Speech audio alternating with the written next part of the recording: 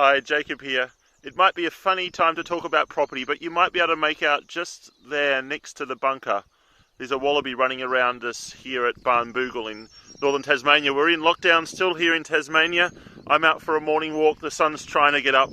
And I wanted to talk to you about property investment, obviously, because something's really been coming to the fore a lot lately.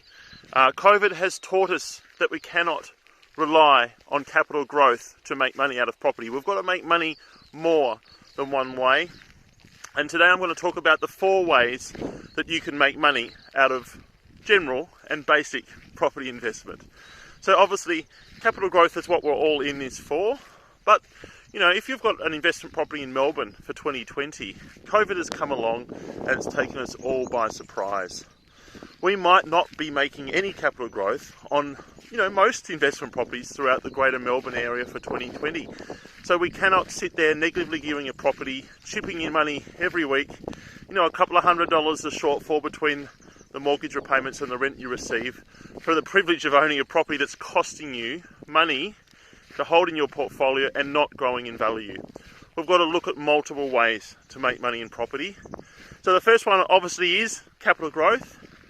Finding those markets that are set for very strong capital growth now in the short to mid and long term. Okay, obviously we can't get that right all the time, and Melbourne is teaching us that, but let's rely and look at other ways to make money. So the second way is when you buy a property.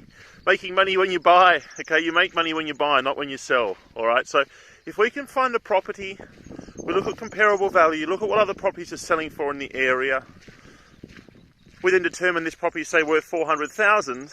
We then find a property that might be in distress. It might be a deceased estate. It might be a divorce. Okay, it might be the sales agent and the vendor are not getting on very well now because it's been on the market for 9 months and the sales agent's not doing open homes anymore. It might be, have something problem with the roof or whatever it might be. Okay, you're able to do a negotiation result. Oh, there's another wallaby up there. This is beautiful. You might be able to do a negotiation result, and you might be able to pick the property up for $380,000. You've made $20,000 on purchase. That's the second type. The third type is what I call a 2-for-1 cosmetic renovation. It's not rocket science. Let's find a property that's a little bit tired, that needs a little bit of work. Okay, we might be able to come in and spend, I always recommend about 5% of the purchase price. Spend your $20,000 on a cosmetic renovation, in and out in a few weeks. We don't want to be dragging this on and losing out on rental returns. So 2 or 3 weeks, kitchen, bathroom, freshen the paint, polish the floorboards, whatever it might be. Okay, we want to make money 3 ways. We want to double our money on the investment. So we spend $20,000, we add $40,000 in equity into the property. That's the third way. The fourth way is cash flow. All right, we want to buy properties that generate us return each and every single week.